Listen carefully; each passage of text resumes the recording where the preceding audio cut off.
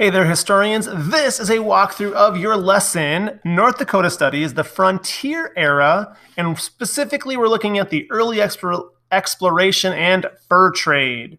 So your goal today is you can explain how fur trading during the Frontier Era influenced the region that would later be the Dakota Territory.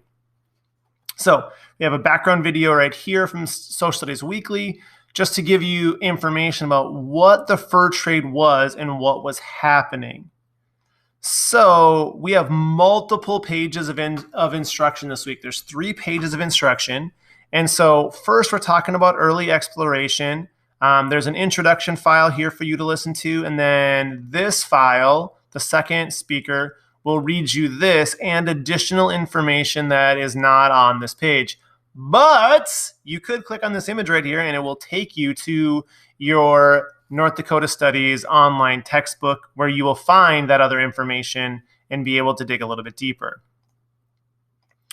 On slide 4, we start talking about Red River fur traders. And again, audio file right here. You can see it's 4 minutes long. It has clearly this information and much more information that if you click on this picture, it will take you to the North Dakota Studies website. And your online textbook can be found there, and you could follow along there as well. And then slide 5, the Métis and Red River carts. So again, you have your audio file here, and this audio section is 7 minutes long. So it has the text from your online textbook that you could find if you clicked on this image. It's going to take you to the Métis and Red River carts page of your textbook, online textbook, so you can get this information and an abundance of more information about the Métis and Red River carts. Then when we get into your activity this week, you have 2 activities. Your first critical thinking question that you'll just type and respond to is, explain how clothing fashions in Europe affected American Indians in North Dakota. So you have to relate this to what you know from our previous study of the American Indians and the Plains Indians of North Dakota. So how could they be affected by clothing fashions in Europe?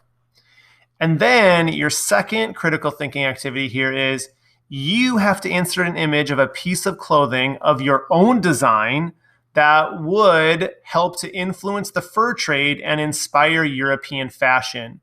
So after going through this lesson, what would be something that Europeans would want as fashion that you could design and inspire them? So draw your fashion on a piece of paper, then use the insert and camera tools to add the image below. Be sure to identify and label what your fashion is made from.